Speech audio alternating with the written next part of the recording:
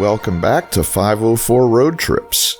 Today we continue south on US Highway 61, beginning in the city of Redwing, Minnesota.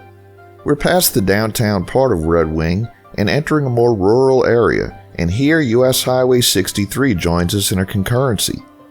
As we drive throughout this video, as with this entire series, we'll be roughly parallel to the Mississippi River, which we're separated from by a bluff to the left known as Mount LaGrange or Barn Bluff. The bluff rises 330 feet above the river and resembled a large barn to explorers traveling on the river.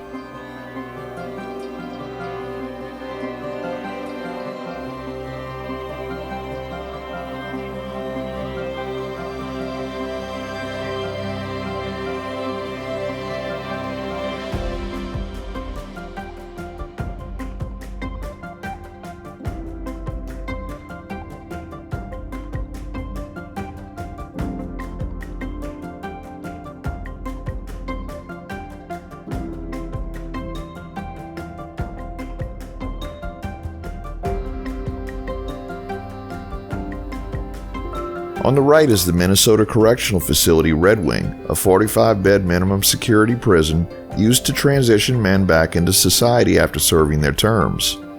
The facility teaches trades such as plumbing, carpentry, and electrical, as well as boiler, skid loader, and forklift operations. The facility also has a garden where 75% of the produce is donated to the area food shelf.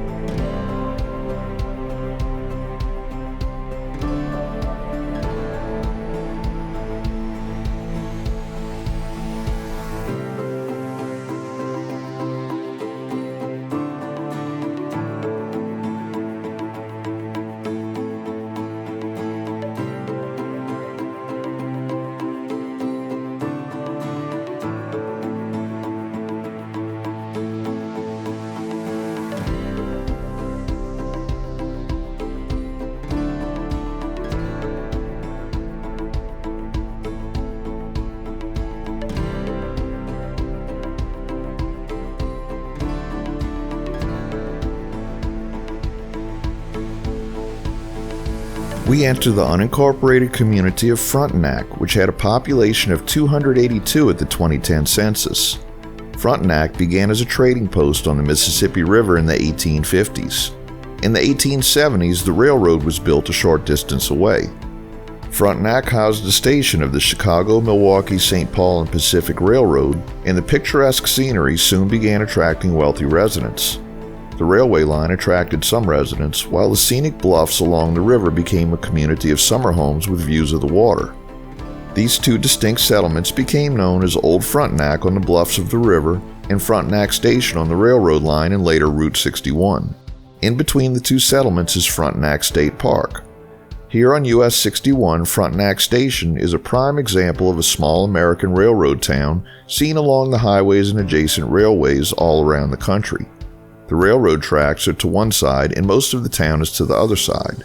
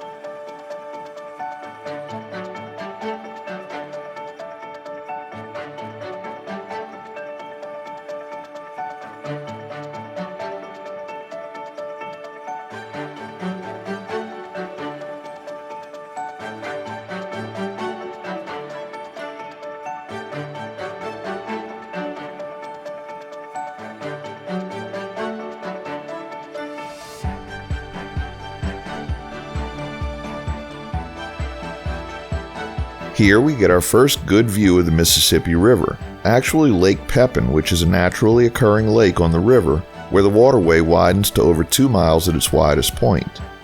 The Minnesota-Wisconsin state line runs right down the middle.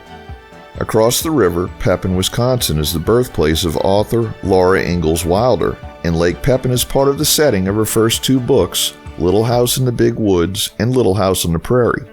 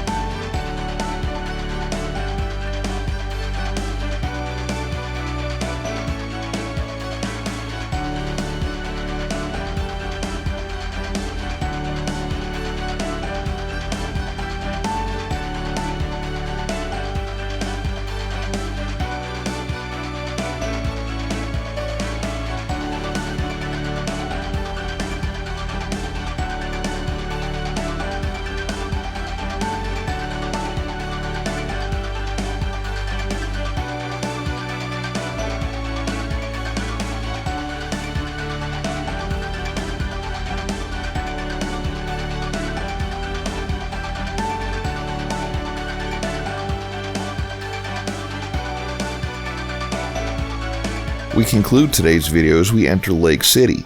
Thanks for watching. If you like this video, please give us a thumbs up, post a comment, subscribe, share and follow us on social media, and join us for our next 504 road trip.